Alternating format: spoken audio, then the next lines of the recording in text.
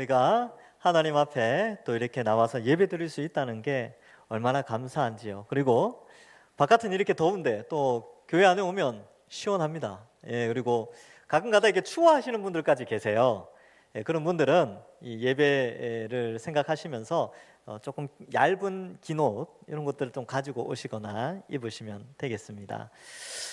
우리가 지금 고린도전서를 살피는데요. 이 15장은 부활에 대한 내용입니다. 저도 이 내용을 살피면서 예전에 참 이렇게 충격을 먹었던 기억이 있습니다. 왜냐하면 제가 알던 천국은 죽어서 가는 곳으로 늘 생각을 했었거든요. 그래서 죽어서 영원히 천국 가면 끝이다. 그럼 거기서 영원히 행복하게 살면 된다. 이렇게 생각을 했는데 성경을 읽어보니까 그것이 아니고 영혼으로 있다가 그 영혼이 다시 육체를 가지고 새롭게 된 새 하늘과 새 땅에서 영원히 사는 것이 하나님이 계획해 놓으신 구원의 완성이라는 것을 깨닫고 나서 제가 참 충격을 먹었습니다. 아, 그렇구나. 이 세상에서 말하는 그런 내세관과 우리가 말하는 성경에서 말하는 내세관이 완전히 다르구나. 하나님이 계획하신 천국은 이렇게 구체적인 것이구나 라는 것을 깨닫게 되었습니다. 그러니까 이제 창조가 이해가 되는 거예요. 창세기에 보면 하나님이 막 첫째 날부터 여섯째 날까지 뭘 만들고 하고 나중에 마지막에 보시기에 심히 좋았더라. 왜 좋았을까요? 하나님이 만드셨고 그 좋은 것을 무너뜨리거나 없애는 것이 아니라 그것을 나중에 죄로 인하여서 상하였지만 나중에 완전한 새로운 모습으로 이렇게 갱신시켜 주시기 때문에 그래서 이 창조가 또 이해되어지는 것이죠. 그래서 부활을 이해하면 창조도 이해되어지고 또 창조에 대한 바른 이해가 되어지면 부활에 대한 올바른 생각도 가지게 되는 것입니다. 그래서 이 고린도전서 15장은 우리에게 이 땅에 속한 것들이 전부가 아니라 이 땅에 있는 것은 잠시고 영원히 새롭게 갱신될 새 하늘과 새 땅이 있다는 것을 우리에게 알려주고 있는 것입니다. 자, 그래서 제가 전에도 말씀드렸죠. 여러분들 이제 나중에 이제 생명이 끝날 때 자식들이나 손주들 앞에서 이렇게 얘들아 나 먼저 간다 이렇게만 말씀하시지 마시고 얘들아 예수님 잘 믿어라. 나중에 갔다가 우리가 여기 다시 올 텐데 그때 지금보다 이 땅에서 살았던 이 짧은 100년보다 더 행복하게 살자. 이러고 이제 가시는 거예요. 그래서 자녀들에게 이 부활의 신앙을 올바르게 잘 가르쳐주고 영혼이 예수님 믿고 죽으면 영혼이 하나님에게 가지만 이 땅에 다시 온다는 그 부활 소망을 또 심어주는 것이 중요합니다. 그래서 이 고린도전서에서 이 15장이 굉장히 길어요. 왜냐하면 이 부활에 대한 신앙을 또 부활에 대한 오해와 또 내세에 대한 잘못된 생각들 때문에 길게 설명하고 있습니다. 여러분 이 고린도라는 지역의 위치가 어디에 있냐 하면 이 지금의 터키의 이렇게 서쪽 부분에 있어요. 그래서 그 아래쪽에 그리스 그쪽에 있는데 아테네 아시죠? 아테네라는 지역에서 남쪽에 위치해 있습니다. 그래서 이 고린도는 아테네에서 발생하는 철학 사상을 아주 빠르게 받아들이는 그런 도시입니다. 그러니까 이 아테네에서 발생한 철학 사상 중에 인간을 판단할 때에 인간은 육체와 영혼이 있는데 영혼은 선하고 육체는 좋지 못하다 이런 사상이 헬라 철학에 그리스 철학에 있습니다. 그러니까 이 고린도에서 교회가 세워졌으니까 그런 철학 사상의 영향을 받아서 천국 가는 것은 영혼이 천국 가는 것이다. 그래서 플라톤이 이야기했던 것처럼 지식이 좋은 곳으로 인도하고 육체는 의미가 없다 이런 사상들이 많이 있었다는 거예요. 그런데 바울이 이 아테네에 딱 들어가서 사도행전 17장에 보면 아테네에 들어가서 에피쿠로스 학파와 스토아 학파와 이야기를 하는데 이 사람들이 깜짝 놀라는 거예요. 왜 깜짝 놀라느냐 하면 바울이 부활이 있다, 육체가 영원히 죽지 않고 산다 이렇게 말을 해버리니까 이 사람들의 철학 사상과는 완전히 다른 그런 이야기를 하고 있는 거죠. 그래서 여러분 사도행전 17장 뒷부분에 읽어보면 재밌어요. 아테네에 있는 철학자들이 바울의 복음을 듣고 너무나 궁금해하는 거예요. 그래서 좀 들려달라. 부활이 뭐냐? 정말 육체가 영원히 산단 말이냐? 뭐 그런 내용들이 기록되어져 있는 것이죠. 그래서 고린도에도 그런 영향력이 좀 있었던 것 같아요. 그래서 사람들이 사람의 육체가 영원히 산다고? 부활한다고? 죽었는데 다시 산다고? 라는 질문을 하게 되니까 바울 사도가 이렇게 길게 설명하고 있습니다. 그래서 앞에서 우리가 많은 것들을 살펴봤죠. 부활을 이론적으로 알면은 이렇게 상세하게 설명할 수가 없죠. 근데 바울 사도는 부활하신 예수님을 만났습니다. 다메섹 도상에서 예수님을 만났고요. 그는 예수님을 만나지 않았더라면 유대인 가운데에서 가장 최상위급 상위 1%에 들어가는 지식인이요, 또한 여러 가지 영향력을 발휘할 수 있는 아주 뛰어난 사람이었지만, 그는 부활하신 예수님을 만나고 나서 바로 자신의 전 생애를 예수님의 복음을 전하는 일에 뛰어들었던 사람입니다. 그러니까 그의 삶을 추정만 해봐도 뭔가 엄청난 일이 그에게 일어났다는 것을 알게 되고, 그 일은 바로 다메섹 도상에서 부활하신 예수님을 만났기 때문에 그의 전 생애가 변화되었다는 것을 알 수 있죠. 그리고 그는 여전히 이야기를 합니다. 부활하신 예수님을 만났다. 나만 만난 것이 아니라 12제자와 500명의 성도들도 다 만났다. 그리고 역사적인 증거로도 그들이 부활하신 예수님을 만났으니까 순교의 자리까지 이르게 된 것 아니겠습니까? 안 만났다면 자기들이 한 거짓말로 말미암아 죽을 이유는 없죠. 그러나 실제로 예수님을 만났으니까 그것을 부정할 수 없었기에 이 순교에 이르는 그런 자리까지 나아갔던 것이죠. 자, 그래서 이제 계속해서 이 부활의 확실함, 부활이 반드시 있다라는 사실을 계속 성경을 통하여서 논리적으로 바울은 설명해 가고 있습니다. 오늘 읽은 29절부터 44절도 마찬가지입니다. 29절에 보시면 만일 죽은 자들이 도무지 다시 살아나지 못하면, 이 앞에 나왔던 5번의 만일 가정법과 연속선상에 있습니다. 그래서 살아나지 못했다면 이렇게 하면서 죽은 자들을 위하여 세례를 받는 자들이 무엇을 하겠느냐, 어찌하여 그들을 위하여 세례를 받느냐, 이렇게 표현하는데, 여러분 이 29절이 좀 애매합니다. 많은 사람들이 이걸 오해하게 되는데, 여러분 죽은 사람을 위해서 세례를 베풀 수 있습니까? 없습니까? 없죠. 없어요. 그럼 왜 이 내용이 여기 나왔느냐? 그 당시에 고린도 교회 안에 사실 세례는 살아있는 사람이 예수님 믿고 받는 것인데, 예수님을 믿었는데 미처 세례를 받지 못한 사람들을 위하여서 아쉬워서 이제 세례를 베푸는 그런 잘못된 그런 사상이 있었어요. 그래서 그것이 그런 잘못된 사상이 있었는데, 지금 그것이 옳다라는 것을 설명하는 것이 아니라, 야, 너네가 지금 고린도 교회 사람들이나 그 영향력 아래에서 죽은 자들을 위해서 세례를 베풀 정도로 그런 잘못된 습관이지만 그런 풍습을 가지고 있는 게 뭘 반증하느냐? 부활이 있으니까 그런 행동을 하는 게 아니냐. 내가 그러한 행동에 동의하지 않지만 너희 저변에 이미 부활 사상이 있지 않느냐. 근데 왜 부활이 없다고 말하느냐? 라고 29절에서 설명하는 겁니다. 근데 이 29절 때문에 이 카톨릭에서는 봐라, 죽은 자들을 위해서 세례도 베푸는데 면죄부 그거 왜 못 팔겠느냐라고 해서 죽은 자들의 죄를 용서하는 면죄부를 막 팔았어요. 그리고 죽은 자들을 위해서 이 땅에서 자손들이 착한 일 많이 하면 죽은 조상이 좋은 곳에 간다, 뭐 이런 이상한 사상을 막 만들어냈는데, 이 29절을 잘못 해석해서 그렇습니다. 29절은 바울이 동의한 것이 아니라 그 당시에 부활을 부정하는 사람들 가운데서 너희가 이렇게까지 잘못된 사상 가운데에서도 부활이 있는데 어떻게 부활을 부정하느냐, 그런 의미로 29절을 써놓은 것이죠.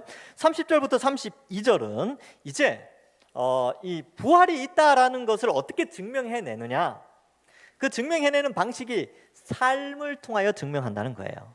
뭐냐면 그의 삶이라는 것이, 행동이라는 것이 가치관에서 나오거든요.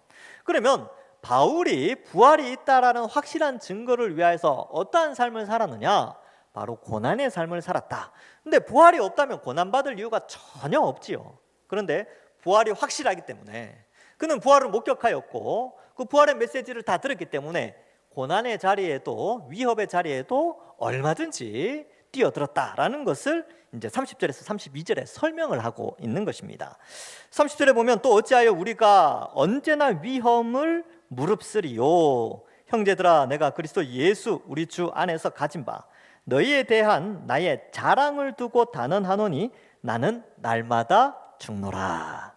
그래서 이 날마다 죽는 위협에 휩싸이는 이유는 그러한 위협의 결과가 엄청난 부활의 영광으로 다가오기 때문에 그렇습니다. 그래서 고린도후서 11장 23절에서 27절에 보면 얼마나 위협을 당했는가, 날마다 죽는다라는 표현을 쓴 이유가 뭔가에 대해서 설명해 주고 있는데 한번 읽어보겠습니다. 그들이 그리스도의 일꾼이냐 정신없는 말을 하거니와 나는 더욱 그러하도다. 내가 수고를 넘치도록 하고 옥에 갇히기도 더 많이 하고 매도 수없이 맞고 여러 번 죽을 뻔하였으니 유대인들에게 40에 하나 감한 매를 5번 맞았으며 3번 태장으로 맞고 1번 돌로 맞고 3번 파선하고 일주야를 깊은 바다에서 지냈으며 여러 번 여행하면서 강의 위험과 강도의 위험과 동족의 위험과 이방인의 위험과 시내의 위험과 광야의 위험과 바다의 위험과 거짓 형제 중의 위험을 당하고 또 수고하며 애쓰고 여러 번 자지 못하고 줄이며 목마르고 여러 번 굶고 춥고 헐벗었노라. 더 많을 텐데 이제 이 정도만 써놓은 거예요. 근데 왜 이렇게 당했다고? 왜?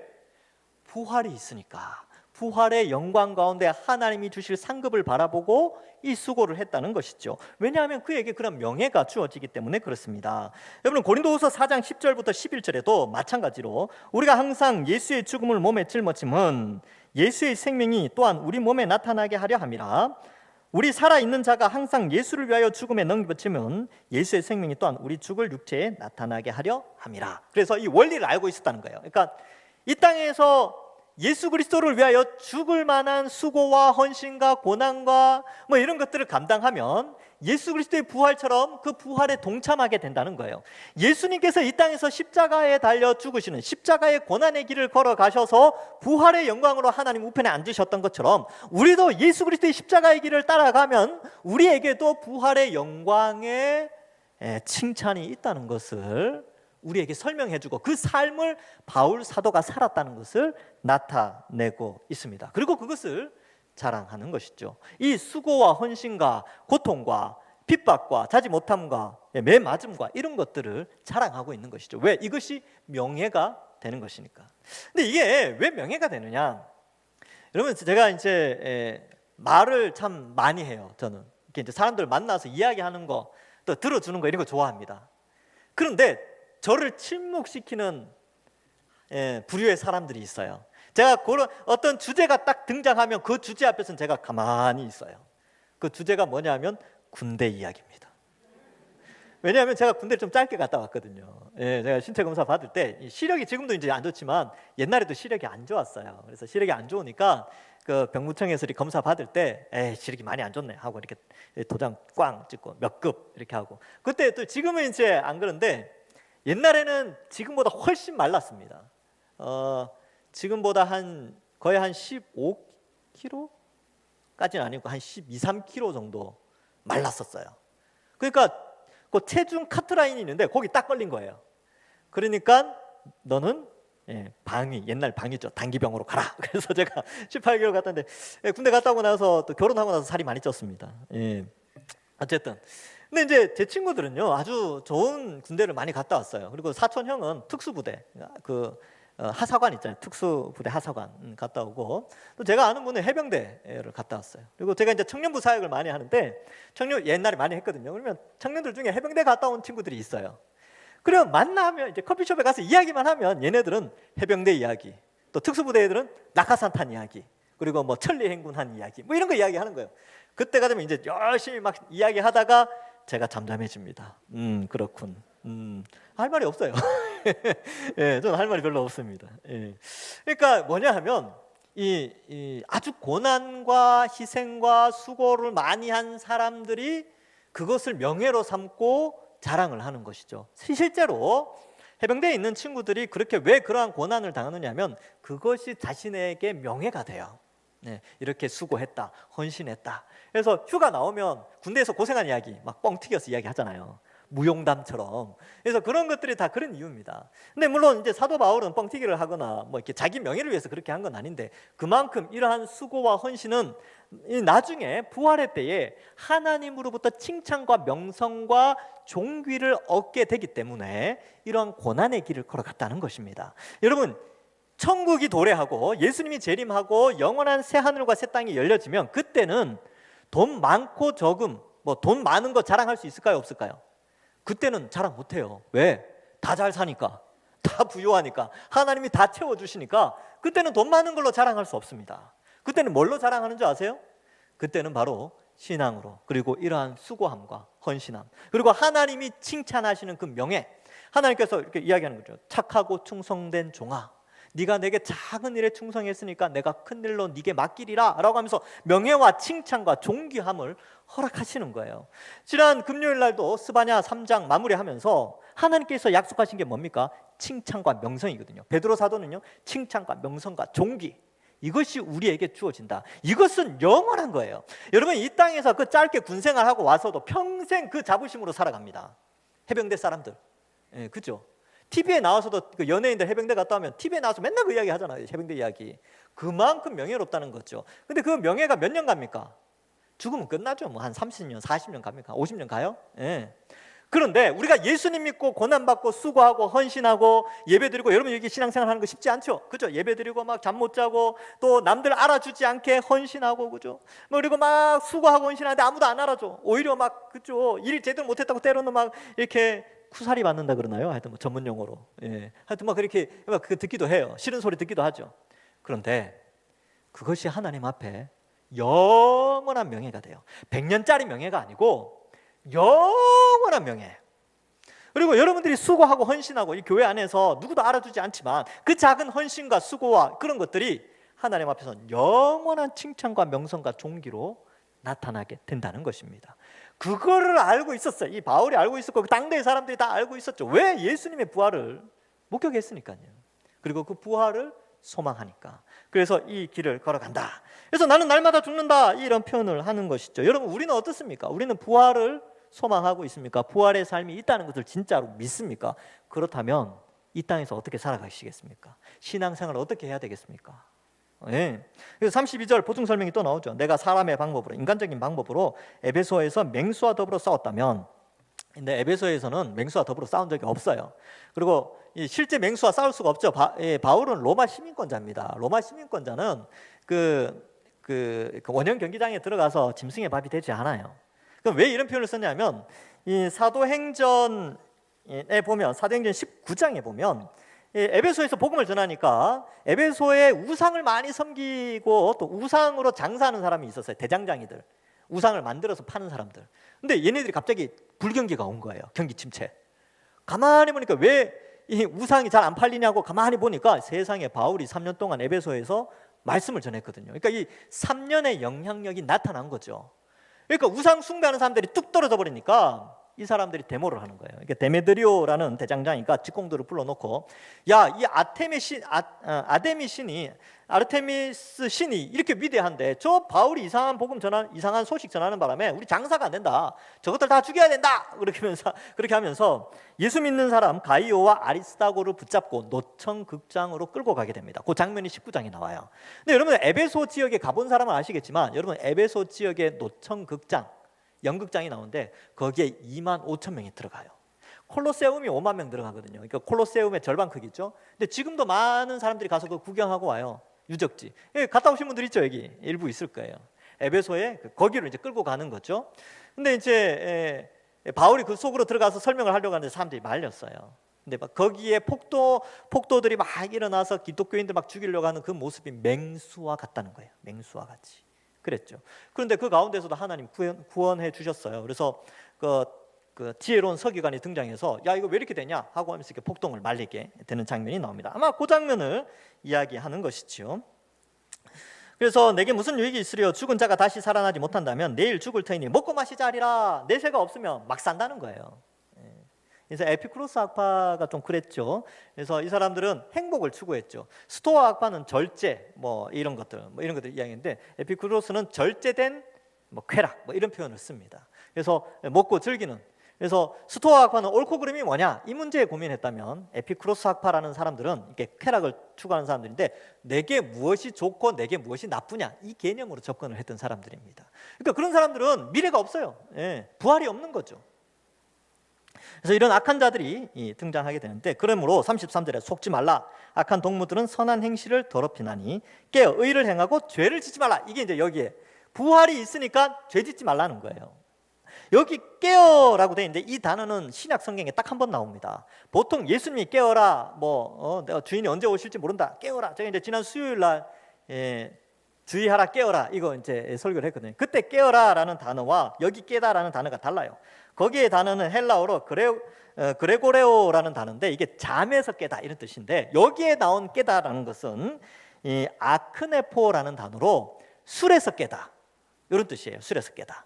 그러니까 세상에 술 취해 있는 거죠. 악한 죄악에 술 취해서 무엇이 옳고 그른지 분별하지 못하고, 깨어는 이제 움직이긴 하는데 술 취해서 올바른 판단을 못하는 것처럼 깨어 움직이기는 하는데 죄악에 취해서 무엇이 옳고 그른지 분별하지 못하는 그런 상황을 말하는데, 그러한 상황에서 깨라는 것입니다.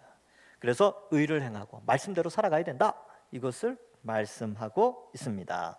그래서 이 고린도 교회 안에 이런 사람들이 있었나 봐요. 마치 술 취한 사람처럼 죄악과 타협하고, 실제로 그랬죠. 여기 앞에 내용들을 보면 어떻습니까? 우상 숭배하고 다투고 분열하고 교만하고 또 음행하고 막 남 고소하고 막 그런 장면들이 막 나와요, 성도들끼리. 그래서 이러한 것들에 흔들리지 않도록 말합니다. 35절부터 44절까지의 내용은 이제 하나의 비유를 설명해요. 이 부활에 대한 비유를 설명하는데 내용이 기니까 제가 요약해서 말씀을 드릴게요. 이런 겁니다. 여러분, 씨라는 게 있죠. 씨. 호박씨를 예로 들어봅시다. 여기는 이제 밀씨 이렇게 표현한대요. 밀의 씨는 잘 못 보니까 호박씨 같은 거 많이 보잖아요. 해바라기 씨, 뭐 호박씨. 여기 손에 올려놓으면 딱 보면 어때요? 이게 살아 있습니까? 죽어 있는 것처럼 보입니까? 죽은 것처럼 보이지요. 움직이지도 않고. 이렇게 올려놓으면 싹이 나지도 않습니다. 먹으면 맛있어요. 예. 근데 놀랍게도 이 죽은 것 같은 씨를 땅에 딱 묻고 적절한 기온과 물을 딱 주면 죽은 것 같은 거기에서 뭐가 나옵니까? 싹이 나오죠. 열매가 맺혀요. 예. 그리고 열매가 맺히면 씨와 다른 모습이죠. 그런데 열매를 쪼개면 그 안에 똑같은 씨 모양이 있어요. 그럼 이게 뭘 의미하냐면, 우리의 육체가 지금 이 땅에서 살아가는 100년의 인생을 살아가는 육체가 마치 이 씨와 같은데, 씨가 땅에 묻혀서 죽어야 새로운 열매를 맺듯이 우리의 육체가 이 땅에서 죽어야 다시 살아나는 부활에 이르게 된다는 겁니다. 이제 이러한 이 자연 현상을 가지고 우리의 부활을 설명하는 것이죠. 그래서 죽은 것, 씨가 땅에 묻혀서 죽은 것처럼 보이지만 사실은 다시 살아나듯이 우리가 땅에 묻혀서 영원히 떠나가서 끝난 것처럼 보이지만 그게 아니다. 죽어서 나중에 주님 오시는 날 다시 부활을 하게 된다. 근데 그 부활할 때는 어떠냐? 이전의 몸과 같은 그런 죽은 씨와 같은 모양이 아니라 영광스러운 뭔가 다른 모양으로 부활하게 된다. 그러나 씨가, 열매 속에 씨가 그대로 있듯이 이 땅에서 육체의 속성은 그대로 가지고 있는 거였죠. 그러니까 부활을 하게 되면 육체의 연속적인 면도 있고 불연속적인 면도 있습니다. 연속적인 면은 뭐냐면 지금과 같이 머리 하나, 눈 2개, 코 하나, 입 하나, 귀 2개, 손 2개, 발 2개, 뭐 이런 형태로 이런 연속적으로 이런 몸으로 부활하죠. 이거 어떻게 알 수 있습니까? 예수님의 부활이 그랬습니다. 부활의 첫 열매가 되신 예수님이 그런 모습으로 부활하셨죠. 그러니까 우리가 부활할 때는 다른 걸로 부활하지 않아요. 뭐 손이 5개가 된다든지, 그렇죠? 그렇게 되지 않습니다. 지금처럼 이러한 형태, 하나님이 창조 때에 만드셨던 그 형태 그대로 우리가 계속 이러한 몸을 가지고 있대. 불연속적인 것은 뭐냐 하면 뒤에 설명이 나와요. 썩지 않게 됩니다. 약하지 않아요. 그리고 죄를 짓는 육의 몸이 아닌 죄를 짓지 않는 성령의 인도하심을 받는 그런 신령한 몸으로 부활하게 된다. 그러니까 영광스럽게 부활하는 것이죠. 그 내용이 이제 15절부터 44절에 나오게 된다는 것입니다. 그래서 여기 보면 이제 창조 세계의 내용들이 나와요. 이게 각 형체가 주어졌다. 그러니까 이 창조와 부활은 사실 분리되지 않고 연속적으로 좀 생각해 볼 수가 있습니다. 그래서 쭉 그 형체들은 하나님이 다 주셨다. 그래서 38절에 하나님이 그 뜻대로 그에게 형체를 주시되 각 종자에게 그 형체를 주시느니라. 육체는 다 같은 육체가 아니니 이렇게 돼 있고, 사람의 육체, 짐승의 육체, 새의 육체, 물고기 육체, 하늘의 형체도 뭐 해, 달, 별의 영광, 뭐 아름다움, 이게 영광 이렇게 하니까 좀 오해할 수 있는데, 해의 아름다움, 뭐 달의 아름다움, 또 뭐 별의 아름다움, 이런 것들이 있다는 거죠. 하나님이 그렇게 만드셨다는 거예요. 마찬가지로 육체가 죽게 되면 그 형체가 부활하게 될 때는 새로운 형태로 하나님이 아름답게 영광스럽게 또한 빚으신다. 새 창조물로 만드신다, 이런 개념입니다. 그런데 이 땅에서의 몸과 연속선상에서 존재하게 되죠. 그래서 우리가 부활하게 되면 하늘을 날아다니지 않아요. 우리에게 날개가 돋지 않습니다. 그냥 부활을 하게 되면 새 하늘과 새 땅, 이 지구가 완전히 갱신되어져서 그 땅을 밟고 살아가게 되는 것이지요. 그래서 연속성과 불연속성, 부활의 연속성과 불연속성을 좀 생각해 볼 수 있는데, 그래서 여러분 이 복음서에 보면 예수님과 사두개인들이 논쟁하는 장면이 하나 나와요. 사두개인들은 부활이 없다라고 생각하잖아요. 없는 사람이라고 생각하거든요. 근데 이 사람들이 예수님께 물어요. 그래서 칠형제가 있는데 형사 치수제에 의해서 이렇게 하고 나중에 죽으면 누구의 아내가 됩니까? 부활하면 이렇게 질문하니까 예수님이 마태복음 22장 30절에 부활 때에는 장가도 아니가고 시집도 아니가고 하늘에 있는 천사들과 같으니라 이렇게 표현해요. 이게 무슨 말이냐면 현재의 그런 결혼 제도가 사라진다는 거예요. 부활 때 예수님이 재림하면 없어지는 게 꽤 많이 있습니다. 현재 이런 나라들 없어져요. 200여 개국이 있잖아요. 이런 나라들이 없어집니다. 그 다음에 언어가 다 다르죠. 언어의 차이가 없어져요. 그 나라. 그리고 정치 체제가 없어집니다. 지금 민주주의죠. 또 공산주의도 있죠. 또 전제주의, 뭐 군주 국가도 있죠. 왕정이 있죠. 다 없어져요. 다 없어지고 오직 하나님이 온 세상의 왕으로서 신정 및 왕정을 통치하시는 이 지구가 되는 거죠. 새 하늘과 새 땅이 되는 거예요.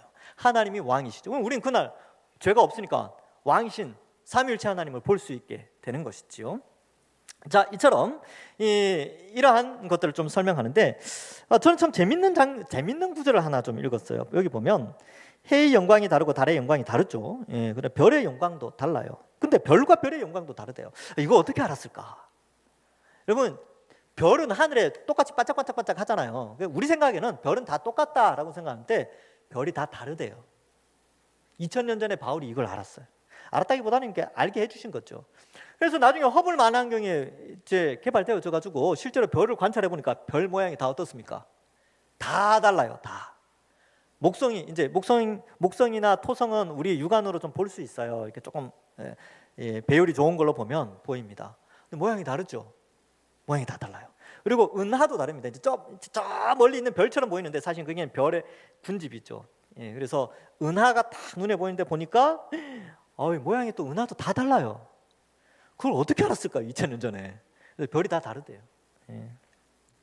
그러한 것을 기록하고 있습니다. 자, 그래서 41절까지는 이렇게 창조의 세계가 하나님의 주권에 의해서 다 다르게 만들어졌듯이 부활 전의 몸과 부활 후의 몸이 하나님께서 또한 다르게 만드셨다라는 것. 그래서 부활의 연속성과 불연속성을, 우리의 몸의 연속성과 불연속성을 말씀하고 있습니다. 그래서 42절에 보면 죽은 자의 부활도 그와 같으니 썩을 것으로 심고 썩지 아니할 것으로 다시 살아나며. 기대되지 않습니까? 우리 몸은 지금 썩어가고 있지요.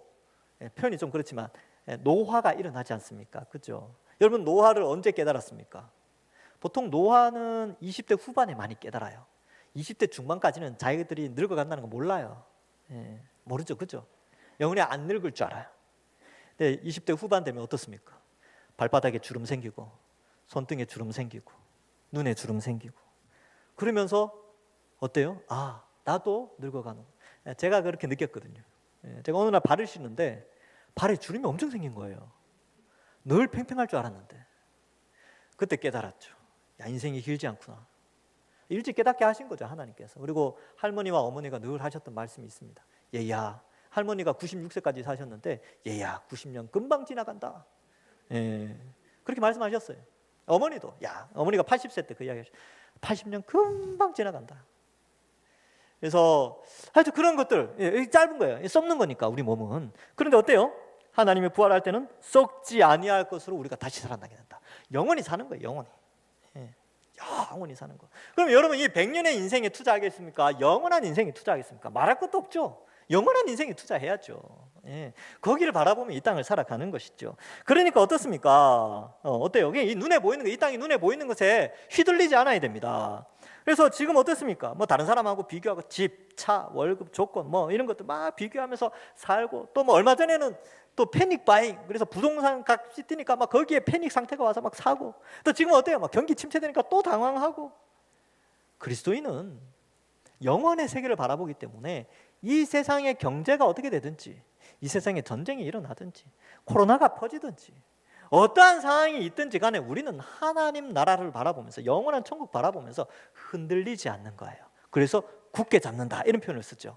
복음에 굳게 서라. 왜냐하면 인생을 살아가면서 우리의 신앙을 흔들어 놓는 이 세상에 아주 변화무쌍한 요소들이 너무나 많이 있다는 거예요. 거기에 흔들리지 않아야 돼요. 여러분, 지금 경기 침체가 온다고 그랬죠. 물가 많이 올랐죠. 많이 올랐을 거예요. 저는 제가 장을 안 봐서 모릅니다. 근데 많이 올랐다고 하더라고요. 그러나 당황하지 마십시오. 네.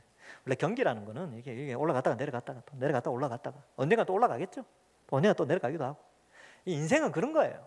그러나 영원한 풍요가 있는 하나님 나라, 거기를 바라보고 우리 인생에 흔들리지 마시기 바랍니다. 같이 이겨 나가셔야죠. 기도하고 하나님 의지하고. 나만 어려운 게 아니에요. 다 어렵습니다. 그러니까 패닉 상태에 빠지지 마시기 바랍니다. 이 세상이 우리를 주관하지 못하게, 이 세상의 가치관에 압도되지 않도록 우리는 말씀에 압도되어져서 살아가는 자들입니다. 자, 그래서 이러한 부분들을 우리가 좀 생각해 볼 수 있고요. 욕된 것으로 심고 영광스러운 것으로 다시 살아나며, 지금은 좀 부족해 보이죠. 지금은 우리 옆에 좌우에 계신 분들에게 보면, 또 내 자신을 보면 부족한 것이 많습니다. 육체적으로나 이렇게 여러 가지로. 근데 부활할 때는 모든 사람이 다 영광스럽게 부활하게 되는 것이죠. 약한 것으로 심고 강한 것으로 다시 살아납니다. 지금 얼마나 약합니까? 지금 얼마나 약 많이 드시고 계세요. 그죠? 고혈압, 당뇨, 고지혈증, 또 무릎 관절약, 또 영양제 먹어야 되고, 또 뭐도 먹어야 되고. 아이고, 하루에 알약 열 몇 개씩 돼요. 또 알약 많이 먹으니까 위 상한다고 또 위장약도 또 먹어야 돼. 그렇죠? 이런 거 보면 우리가 참 연약해요. 우리 육체는 참 연약합니다. 그런데 부활의 몸은 그때는 약이 필요 없어요. 약이 필요 없다니까요. 그리고 약은 생명나무의 잎사귀로 다 치료가 된대요. 그러니까 그러한 것들을 생각한다면, 여러분, 우리가 이 땅을 살아가는 우리의 육체는 참 연약하지요. 그러나 영원한 하나님 나라를 소망하며 예수님 재림 후에 부활할 우리의 몸들을 생각해야 하는 것입니다. 자, 그리고 강하게 부활한다. 그래서 지난주에도 말씀드렸는데, 강한 육체는 어느 때일까요? 우리 일생 가운데서 강한 육체는 언제 때입니까? 청년의 때겠죠. 청년의 때. 그러니까 청년의 때 강하니까 군대 보내는 거 아닙니까? 20대 초반에 강하니까.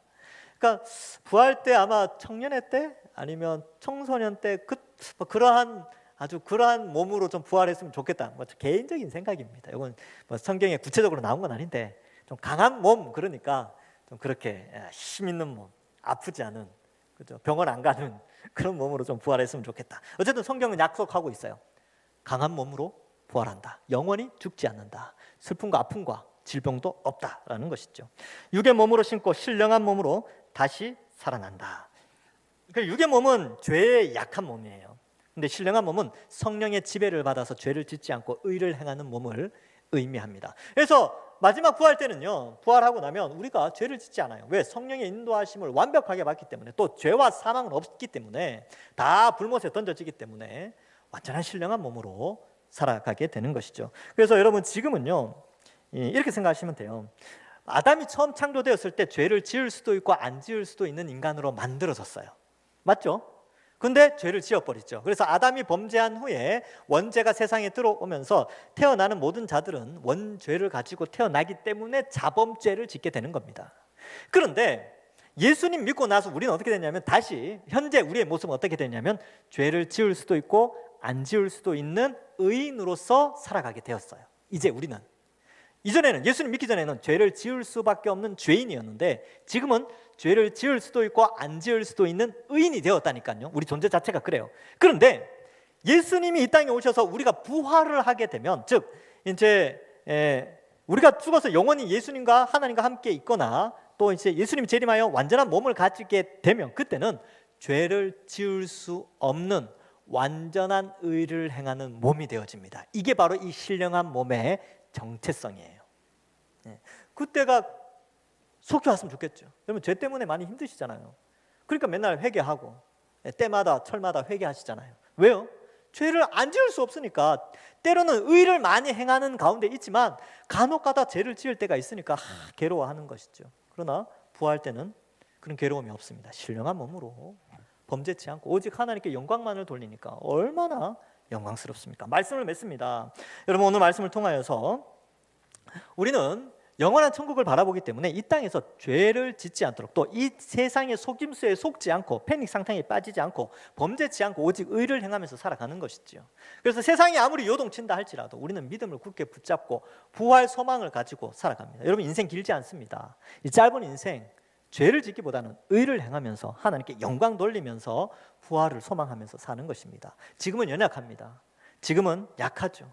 지금은 썩는 몸을 가지고 노화가 일어나게 되고 약도 필요하지만 부활하면 영원히 살 수 있는 영광스러운 몸으로 부활하게 됩니다. 그러니까 예수님 믿는 것 때문에 때로는 고난과 수치와 때로는 십자가의 길을 걷는 것처럼 핍박을 당한다 할지라도 잘 견뎌내시고, 그것이 우리 모든 성도들에게 칭찬과 명성과 존귀가 되어져서 우리 여기 앉아 계신 모든 분들은 주님 다시 오셨을 때 함께 새하늘과 새 땅에서 하나님 백성으로 살아가시는 모든 주의 백성들 되기를 주님의 이름으로 간절히 축원합니다.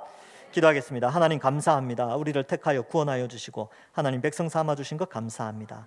부활의 날을 소망하면서 이 땅에 거친 세상이지만 시험 들지 않고 죄 짓지 않고 거룩한 삶을 살려고 노력하면서 믿음의 삶, 또 복음 굳게 붙잡고 살아가는 저희들 되게 하여 주옵소서. 세상이 많이 힘듭니다. 이러할 때에 주를 의지하며 요동치 않고 믿음 굳게 하여 살아가는 저희들 되게 하여 주실 줄 믿사오며 예수님의 이름으로 기도하옵나이다. 아멘.